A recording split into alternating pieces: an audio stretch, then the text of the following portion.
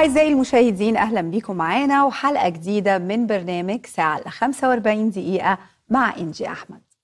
معانا النهاردة الشخص اللي زيطنا وصيطنا في المحافل الدولية والعربية. معانا ومعاكم أستاذ علي الطيب، عضو المجلس الدولي لحقوق الإنسان. أهلا بيك يا أستاذ علي. أهلا أستاذ إنجي. أهلا بيك. يا ريت حضرتك بقى تحكي لنا عن جولاتك وصولاتك وحركاتك ونشاطاتك. أنا بلا فخر صاحب أكبر الصولات والجولات في المنطقة. أنا ما بنامش.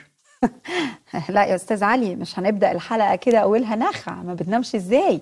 حضرتك صوت شخيرك مسمع في المنطقة بتاعتكو والمنطقة اللي جنبها، يعني جيرانك بيشتكوا يا أستاذ علي. إشاعات مغرضة.